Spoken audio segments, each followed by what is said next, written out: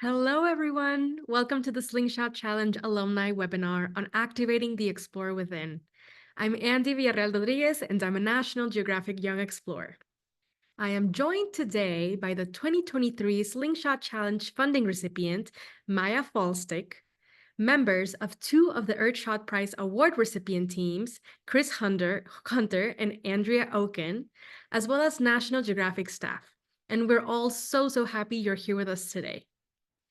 At the National Geographic Society, we believe that everyone has the ability to tackle big problems and help illuminate and protect the wonder of our world.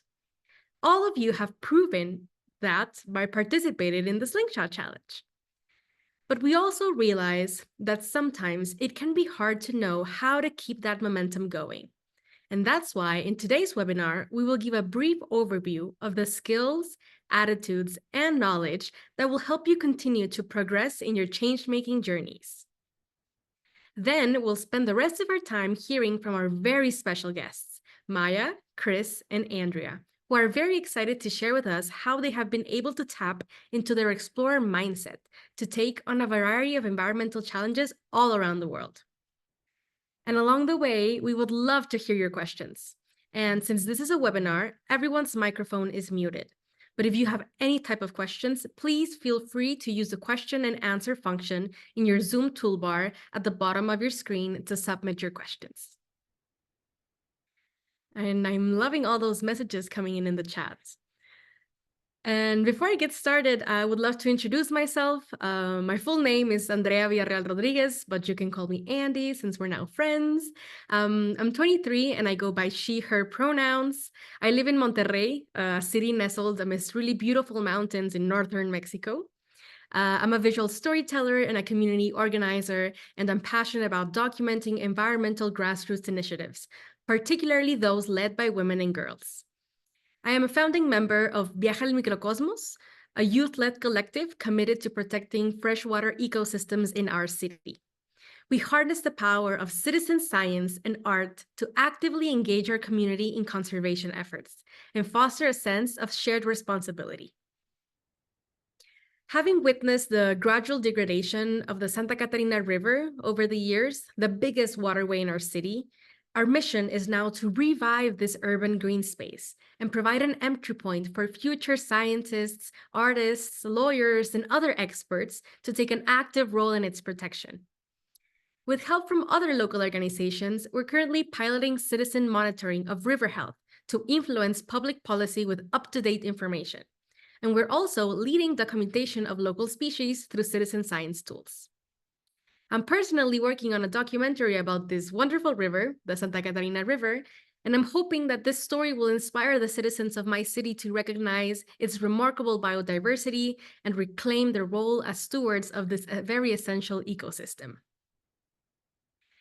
And as I shared earlier, I'm a National Geographic Explorer, and you might be wondering what that means.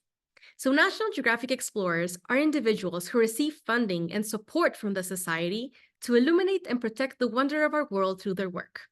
This could be in science, exploration, education, and storytelling, like me. And so here's a brief video to give you a glimpse on what Explorer means to us at National Geographic. If I was an explorer, I would wake up, put on my gear, put on my hijab, binoculars, a hat. I would take my tools to investigate. I'd put on my spacesuit, and then I'd shoot off into the stars. If I was an explorer, I'd climb into a rocket. I'd fly to the sun. I like to go to the places that most people usually don't go to. Explore my city. I'd tell stories to the world with my photos and videos of my experiences, my discoveries. I'd go to the depths of space, the bottom of an ocean. If I was an explorer, I wouldn't care about getting dirty. I would discover and analyze different things that have never been seen before. I'll discover new species. I would take my findings back to the lab to build things, create new things. I'd find a cure for cancer. I'd recycle our trash to build buildings. and make the world a better place. Maybe an explorer is all about understanding this world better. To show the world a different way of seeing. To venture into uncharted territory. My name is Arthur Huang. My name is Hannah Reyes Morales. My name is Dominique Demille Correa Gonçalves, and this is what an explorer looks like.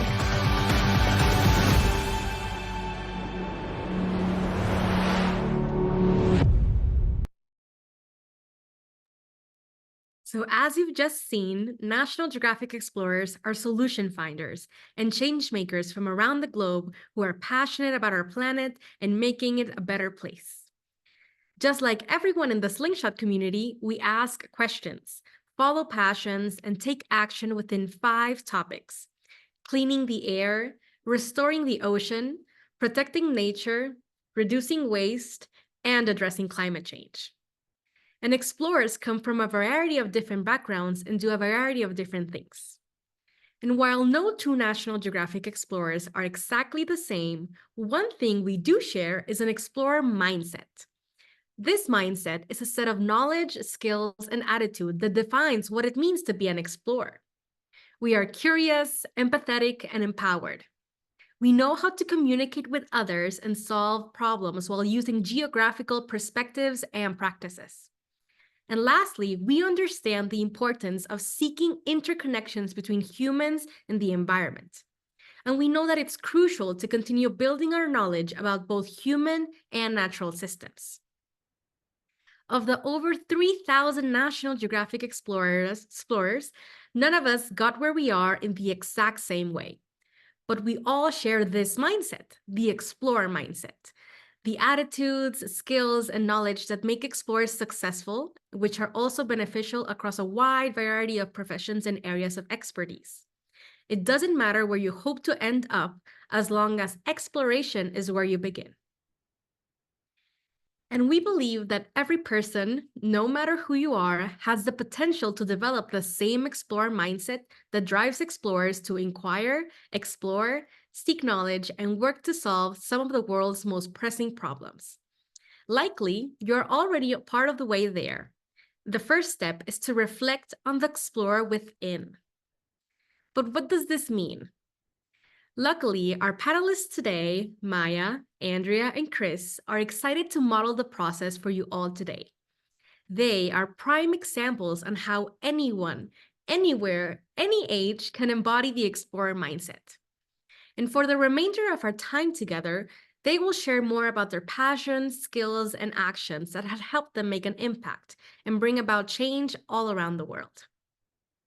We have asked each of our panelists to complete our Activating the Explorer Within activity. They have filled out a template like this one with pictures, words, colors that represent their explorer mindset, or the attitudes, skills, and knowledge that they possess that make him an effective change maker. This one right here that you can see on screen is the example I made that represents my explorer mindset. And as they share more about their experience, please listen carefully to our panelists and feel free to add any questions you have in the Q&A box, as there will be time for questions at the end. Now, without further ado, I would love to introduce to you all our guests. Our first panelist is Maya Faulstich, and she was part of the Dishes on Demand team that was part of the 2023 Slingshot Challenge awardees. And as you all probably know, the Slingshot Challenge was launched 2 years ago by the National Geographic Society and the Paul G. Allen Family Foundation to identify and support the new generation of problem solvers, advocates, and stewards of the planet, like Maya. Maya, would you like to introduce yourself? Hello, my name is Maya, and I am an environmental activist and high schooler from Yarmouth, Maine. And I co-lead Maine Youth for Climate Justice's high school cohort and my high school's environmental action club. Right now, we are currently helping high schools transition to zero waste cafeterias. As you know, I was a finalist for National Geographic Slingshot Challenge with my project Dishes on Demand, a program that provides reusable dishes and utensils for community events and dinners. And I'm a member of Maine Youth Action's legislative team, so I'm often writing testimony for environmental bills, in Maine on topics such as natural gas, PFAS, reuse, and more. I also love playing the piano, writing songs, Nordic skiing, and sailing when I have free time.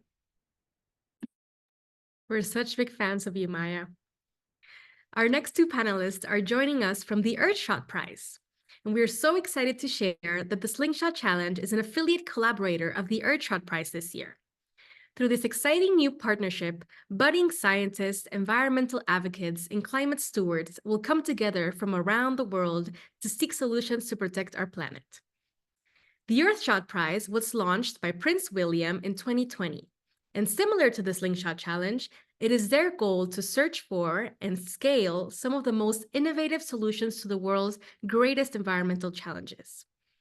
Every year, over the course of this critical decade, 5 winners with the best chance of helping to achieve the Earthshots of protecting and restoring nature, cleaning our air, reviving our oceans, building a waste-free world, and fixing our climate will be awarded £1 million each to scale their solutions. And all 15 finalists receive tailored support from the Earthshot Global Alliance of Partners. Andrea Okun is joining us from the 2023 winning team Boomitra, and Chris Hunter is joining us from team Colorifix. Andrea, would you like to introduce yourself? Thank you. Hello, explorers. My name is Andrea, and I'm the Director of Marketing at Boomitra. I live in Durham, North Carolina, and I have 7 years of experience communicating climate solutions, ranging from solutions like plant-based diets and turning food waste into biogas. Boomitra is a climate tech startup, and we were the winner of this year's Earthshot Prize in the Fix Our Climate category. Boomitra started when our founder discovered how to measure soil carbon levels with satellite and AI technology. We use this technology to empower farmers and ranchers to adopt practices that increase their soil carbon. Increasing your soil carbon also improves the soil health, leading to more resilient and sustainable food supply. So how our business model works is we work with partners around the world to educate farmers and ranchers on how to adopt practices like cover crop that increase their soil carbon. For every ton of carbon they store in their soil, we can turn that into a carbon credit. Those carbon credits are sold to companies around the world that want to achieve their sustainability goals, and the majority of the money is sent back to the farmers and ranchers. And I'll leave it at that. Congratulations, Andrea and the whole Boomitra team for such extraordinary work. Now, Chris, are you there? We would love to see you and listen from your work. Hello, everyone. My name is Chris Hunter, and I am the Chief Operating Officer at Colorifix, based here in the UK. I've been involved in environmental organizations for the past 20 years. Sounds like a long time now that I say it out loud. Some of this work has been as a company founder and executive, some as an investor, and some as a charity trustee. And these collective experiences are what brought me to Colorifix 5 years ago. Colorifix is a biotechnology company that has developed an environmentally friendly method of dyeing textiles using an entirely biological approach. The fashion and textiles industry is coming under increasing scrutiny for its environmental footprint. And within that, the dyeing step is arguably the biggest problem. It uses lots of toxic chemicals and is extremely water and energy intensive. It is also, unfortunately, hugely pollutive, with hundreds of thousands of tons of these chemicals being released into waterways every year, causing untold damage to animal, human, and plant health. So we're trying to do something about it, and I'll tell you more shortly. Thank you. Awesome, Chris. Thank you so much for sharing. Now we're going to get started with the first section of the activity, the head. This section provides an opportunity to reflect on our passions, topics of interest, and any big questions we may have. Now let's start off with Maya. Maya, what would you say is the big question that drives all of your change making? I would say that the big question that drives all of my change making is how can we create and uplift systems that address our throwaway culture and eliminate our need for disposability? This question guides a lot of my work because every object that we touch and everything that we use in our daily lives all have carbon emissions associated with the production, use, and disposal of them. To make just one plastic cup, oil is extracted from the ground, chemicals are refined. These are then transported and turned into plastic, then molded into a cup shape, and then transported again to a store where you buy the cup, and then you throw it away after one use. The energy and emissions required to repeat this whole process again and again to keep using single-use products is something that I aim to address every day, especially by creating and uplifting systems that are more sustainable, like reuse, for example. Thank you, Maya. And Andrea, what about you and the team at Boomitra? A big question that drives my role in marketing at Boomitra is how do we communicate the benefit of regenerative agriculture? As I discussed earlier, regenerative practices like cover cropping, reducing the amount you till, rotational grazing from ranching, sequester carbon, removes it from the atmosphere and stores it in the soil. But there are a lot of other benefits that come with regenerative agriculture, like improving biodiversity, improving agricultural yields, improving water infiltration into the soil that helps local water quality. So the benefits of regenerative agriculture are very vast for both people and the planet. And my goal is to inspire people to take action and join in what we're doing at Boomitra so that we can scale our solution. Thank you, Andrea. And Chris, what about the team at Colorifix? What's your big question? So our big question is how to make industrial textile dyeing into an environmentally friendly and socially responsible process at scale. Our founders met whilst working on a water quality project in Nepal 12 years ago, for which they were developing biological sensors to detect the pollution in the waterways. As they worked, they spoke to the local people about the source of the pollution, and the answer kept on coming back the same: textile dyes, dyeing from textiles, etc. So they decided to shift their focus towards the source of the problem, and within a couple of years had come up with a patented biological process. The way it works is that we find a pigment in nature, and rather than extract the pigment from a plant or animal, which is what people did for millennia before synthetic dyes, instead we borrow the message containing the DNA of a living organism that encodes it to make a color. We say borrow as we don't need to harm anything, and most of this genetic information is stored in databases. We then insert that message into bacteria, which we optimize to grow the pigment for us using a fermentation process, much like brewing beer. We then pump the live microorganisms into industrial dyeing machines, and the microbes do the dyeing for us. We've already shown that this works in a commercial setting on customer sites in Europe at a small scale, and the next phase of business will be about operating at larger scales in many more countries. Our process not only removes the need for toxic chemicals, but it also reduces the use of water by more than 50% and energy by more than 30%. However, until we get our technology into many more places, these savings will not move the dial for the industry. So that is why this next phase of scale up is hugely important. Thank you, Chris. Everyone's work is absolutely fascinating, and I love how everyone really prioritizes the use of technology, but also storytelling and climate communications, and of course, not leaving communities behind throughout this whole process. And so congratulations on your work. And now we're going to transition to the body section of the Explore Within activity. And in this section, we highlight the skills we already have, or the ones we are eager to develop in the future. And so I'm going back to Maya to ask her how and which skills have you developed the most throughout this journey? Yeah, of course. Throughout my journey, writing and speaking are skills that I've had to develop as a climate activist and a change maker, as I've indicated with the pencil drawing, and the megaphone. I have always loved writing what I'm feeling, how I'm feeling, and why I feel the way I do, but I have had to improve these writing skills throughout my work. For example, many bills that go through the legislature have public comment periods where citizens and organizations can try to influence their representatives to vote how we want them to. So I am constantly writing testimony for bills that protect our environment and health and help shift our culture away from disposability. But writing is really only half of it. Sometimes I'll show up in person or on Zoom and speak my testimony to various committees on the Maine state legislature. So public speaking is also a super important skill that I've had to acquire. And it's really just about sharing my voice and my perspective. And sometimes it can be really scary, especially when the opposition is sitting right next to me. One time I was waiting to give testimony about a bill that would expand electric vehicle access in my state. And I got to talking with the person next to me who was there to speak in opposition of the bill.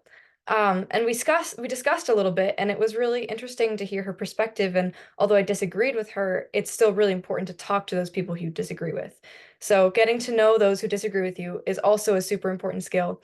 And again, sometimes kind of scary, but it's worth it to know that I'm doing something, taking part in democracy, having my voice heard, and connecting with others. Super important. Yeah. Thanks, Maya. I mean, it looks like you're a wonderful speaker and storyteller, so I'm sure your future will be filled with lots of these opportunities where you can amplify your voice and the experiences of your community. And now we're going to the third section of the activity, and this one is the background. And this section is critical because it acknowledges the fact that change-making is often a collaborative effort.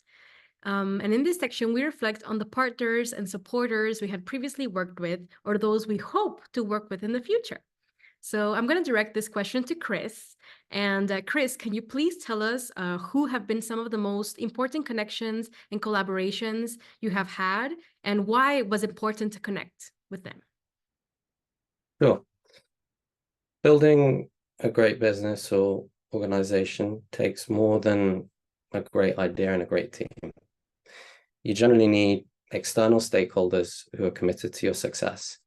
For Colorifix, we've had great supporters in the form of investors who really understand what we are doing, as they bring specialist expertise in areas such as fashion, textiles, biotechnology. We've also been fortunate to find early customers who have an understanding of the fact that we are introducing a radical new technology to the market, meaning that they're more patient. Specifically, our customers are the manufacturers who make clothes for the fashion brands, and they have helped us by testing our prototypes and helping us to improve our operating processes on site. We've also built relationships with key network facilitators in the ecosystem we're operating in. A good example would be Fashion for Good, which is an organization that has been set up to help the fashion industry to improve its environmental footprint. It is essentially a network of fashion brands, manufacturers, and innovators such as like Colorifix, who are committed to working together to drive change. This is really helpful because when you get all of the different stakeholders working together, things naturally move more quickly. Then a more personal example would be Sagana, which is shown on my gingerbread person. Sagana is an impact investment organization which supports companies around the world that are working to improve human and planetary health. Sagana was the first big investor into Colorifix, and I was working for Sagana at that time, and they supported me to make the transition into Colorifix so that I could help the founders build the business. And that was a great opportunity for me, so I'm grateful to them for making that happen. So those are some key examples for me. That's wonderful, Chris. And I'm so excited to be able to wear Colorifix dyes in the future. And now we're heading over to our last section of the activity, which is the feat. And in this section, we're going to talk about the actions we have taken or want to take in the future. And we push ourselves to set specific action goals for the next 6 months or within the next year. And so this question is for Andrea. And the question is, what has been your biggest challenge you had to overcome when taking action? And how did you overcome it? Thanks, Andy. A huge challenge when taking action is identifying a question that you're trying to solve, a problem that you're trying to solve that isn't too vague, but at the same time isn't too specific. It has to be just the right size. And you have to have bandwidth, whether it's your time, your talents, your funding, to be able to achieve that question. So you have to think about the scope that you can work in. So I wanted to take my question, for example, how do we communicate the benefits of regenerative agriculture? And I think that this question is actually a little bit too vague because I can't communicate the benefits of regenerative agriculture to everybody. So this brings me to my first action, my first foot on the left side of the page here, which is I need to identify my audience. At Boomitra, I communicate with 4 key audiences, and I communicate with each of them very differently. So let's take carbon credit buyers, for example. Boomitra sells the carbon credits that the farmers generate to carbon credit buyers, and then we send the money back to the farmers and ranchers on the ground. So first I need to understand what are the goals of these credit buyers? What are challenges they're facing? What platforms can I find them on? Is it email? Is it LinkedIn? Are there other platforms that they're on? So I need to identify them. And I also can interview them. So I can reach out to these sustainability officers and get to know their position and where they stand on carbon credits. And then the next step is I really fully need to understand the benefits of regenerative agriculture before I communicate them. So this will include reading research papers, interviewing farmers and ranchers, hearing their stories so I can both share from the science angle and from the storytelling angle.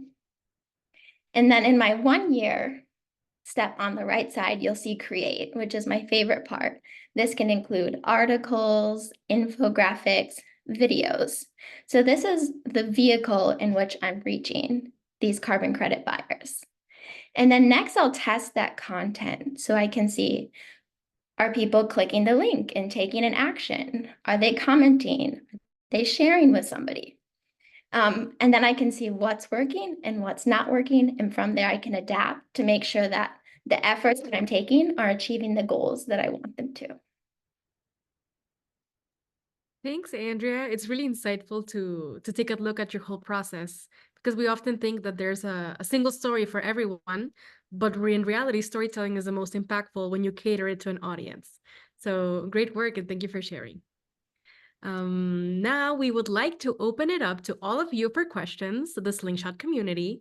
And if you have a question you would like to ask, please type it in the Q&A box at the bottom of your screen. And this icon will pop up a small chat where you can type in your question and we can see it and ask it to our panelists. And so we have already gotten some questions throughout this part of the panel. And for all our panelists, the first question is, how do you react when people don't agree or don't listen to your advocacy in climate? What did you do? How did you overcome this challenge? And for example, in the case of Maya, specifically within cafeteria waste in a school environment, did other students follow through with your actions? Did they not listen? What did you do to convince them, right? So we'll start with Maya, and then we'll do Chris, and then we'll do Andrea. Yeah, sure. So when it comes to cafeteria waste, I think the students have actually been very supportive of getting rid of cafeteria waste. None of the students in our school really want to be using plastic utensils or disposable trays. And it's a lot of we started the project actually because a lot of kids were really upset about it. So it really started from the youth. The hardest people it's been to communicate this to, and the people who we've had the most disagreements have actually been the administration of the schools and the nutrition directors, because they're the ones who have to make money from the cafeteria. And a lot, like if you're using reusable utensils, then and if you lose some of them, then you have to pay more money to replace them, and it's just more responsibility on the part of the school. So they have been the hardest people to sort of move forward, but working with them and understanding their needs and what are their setbacks is really the most important thing. And I think that's true in really anyone who disagrees with you. Trying to find out why they disagree or aren't willing to listen is really important, because at least in our school, in the case of the cafeteria, we know, like, okay, well, they don't really want us to stop selling bottled water right now because they're making money off of that. So maybe they could get paid more by the school. Maybe the people who are the cafeteria workers could get paid more. And so then they wouldn't have to sell bottled water to accommodate for that. And we have safe water fountains with free drinking water. So we have an alternative solution for kids to use. So yeah, really understanding why they aren't willing to listen or are disagreeing, and then trying to find a different way to solve the issue that works for both of you is super important and has been very helpful in our process. Yeah, I hope that helps. Yeah, finding a middle ground is difficult, but definitely possible. So thank you for sharing, Maya. And what about you, Chris? Especially I guess when seeking funding, you must have gotten you've run into some obstacles based on people who originally didn't believe in your idea or the future of DAI. So how did you overcome these people and these differing opinions? Well, first of all, I'd just like to say I think Maya's answer was excellent. I think you have to be willing to listen and engage with people who have, opposite views, and not get too frustrated, and try and understand where they're coming from and try and bring them around to your way of thinking. You might not always be able to do that. Sometimes you might get brought around to their way of thinking, but it's important to be willing to have the conversation.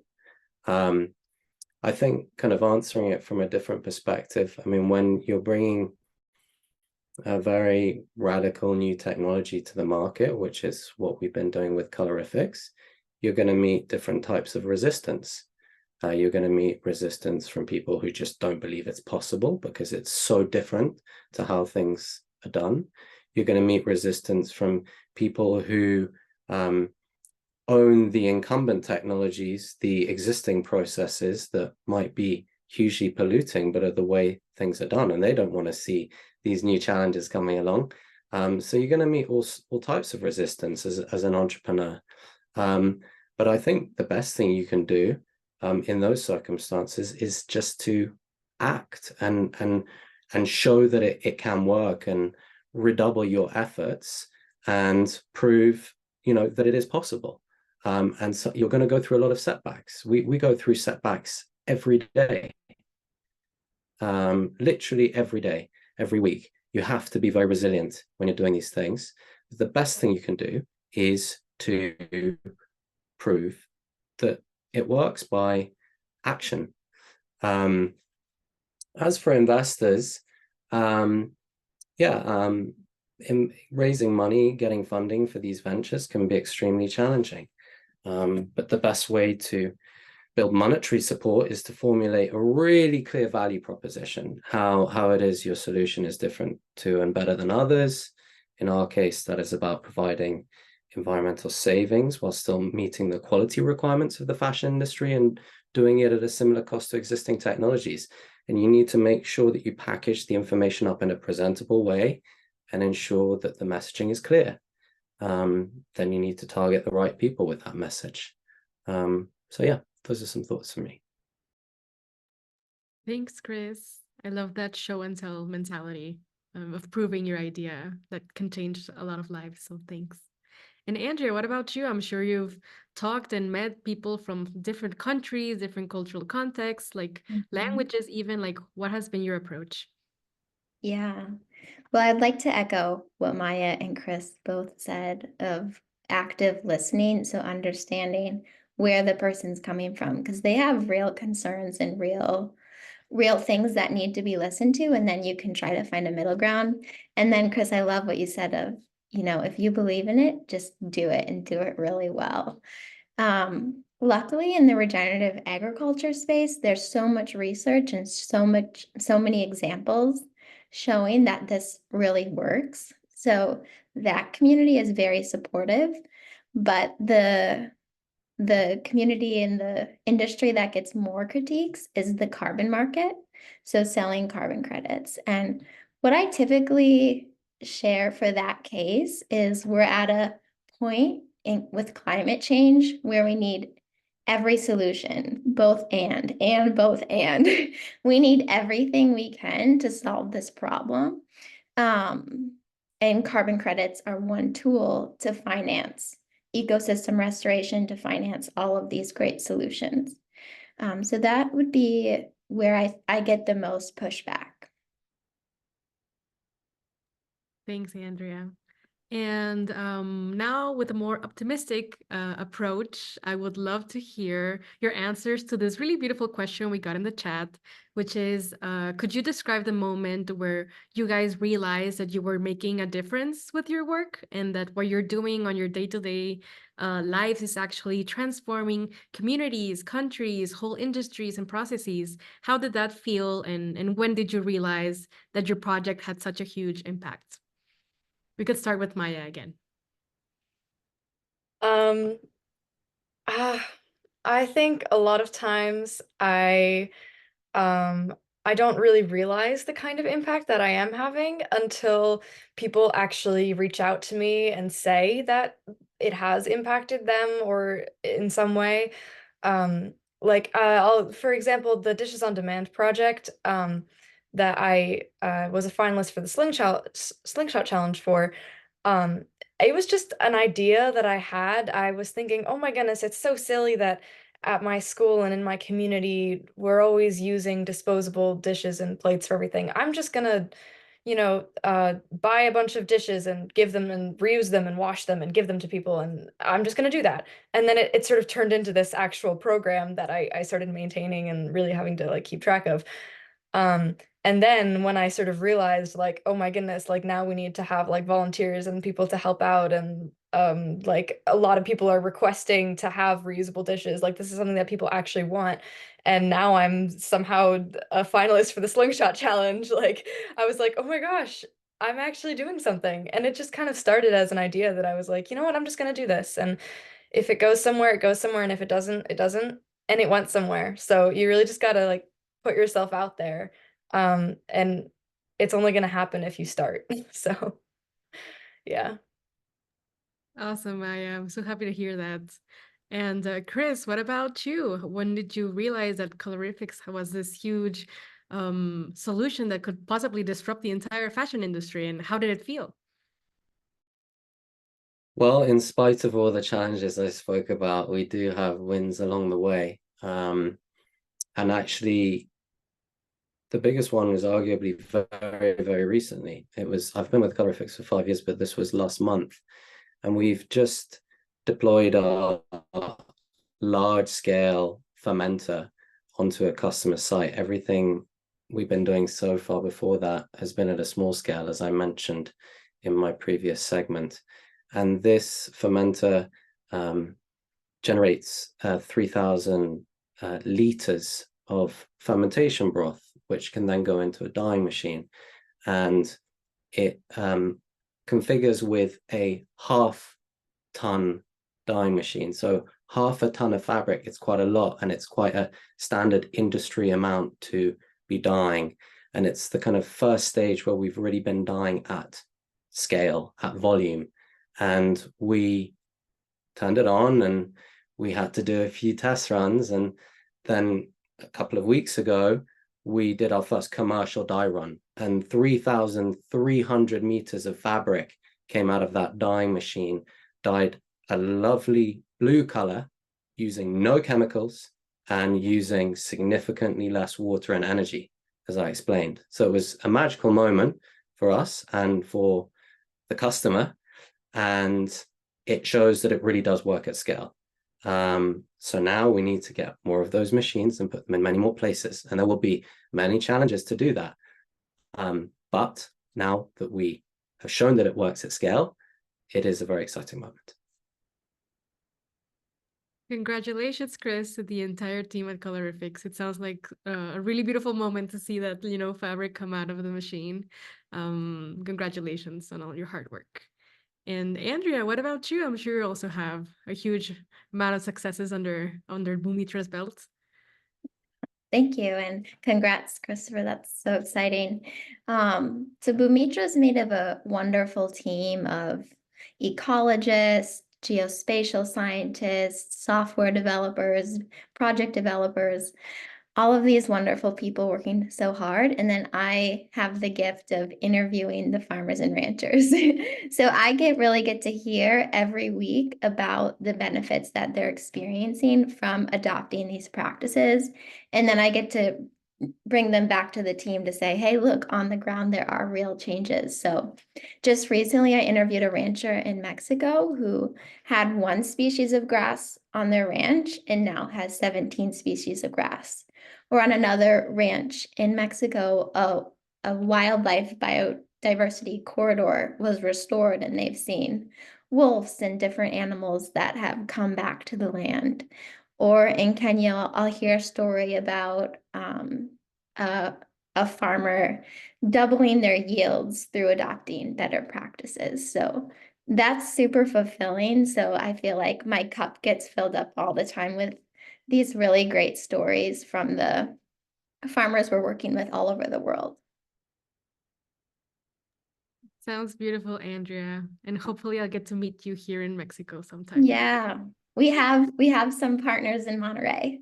Oh, awesome. Well, Yeah. I'd love to meet you and document all the wonderful stories that Boomitra has triggered in these local communities. And so we are nearing the end of our panel, but there's one question that I would love to ask you all again. And youth want to know, are there any resources you would recommend for a young person looking to make a difference in advocacy or in working towards sustainability in your respective areas? So technology, community engagement, marketing in general. Like I know you can give this climate approach to almost every profession. And so through your own experiences, what resources have been helpful for you and what do you want to recommend for youth everywhere? So Maya, we can start with you again. Personally for me, I started my climate advocacy work. I started getting into plastic pollution initially. And so I found Beyond Plastics, which is a organization that is in the US. And they have been working a lot on, plastics issues, but it was kind of difficult for me because they're sort of centralized in New York and I live in Maine, and everything was on Zoom, and it was just hard to connect with the people. And so I still am involved with them, but I'm actually more involved with my local communities and my local government. So I have been very much involved with Maine Youth for Climate Justice and my school groups, and that for me has felt so rewarding because I get to connect with people in person and make measurable changes on a community level and see the impacts of those in my community. So if that is really rewarding to you, I'd say definitely go and find community spaces to be involved in. And people in your own community who know you are very much more likely to be receptive to your ideas and your projects than someone who is at a national level who you haven't met before. And so for me, it's been super great to find communities that exist to help fight climate change in my state and even just in my town. It's yeah, and opportunities exist in small communities, so finding those people is really important. Yeah. Definitely, Maya. I think something that I learned in college while trying to find stories to document about the climate crisis is that if you literally ask around, you'll find a group of people, a community, an institution working to address the problems that are important for your community. And so you meet experts that are very knowledgeable about all the science, all the species, and everything involved in your community. So asking around is a great recommendation. Thanks, Maya. And what about you, Chris? Especially youth wanting to get involved with technology. What would your advice be for them?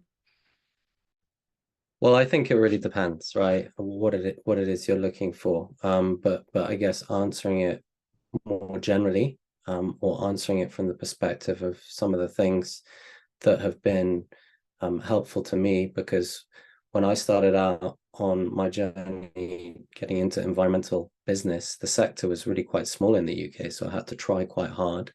But I think, I mean, a few things that I've done or think could be helpful would be, studying courses online. I mean, it doesn't have to be, in school or at university, but, learning, educating yourself, volunteering for a charity or some kind of community effort of some kind to get practical experience.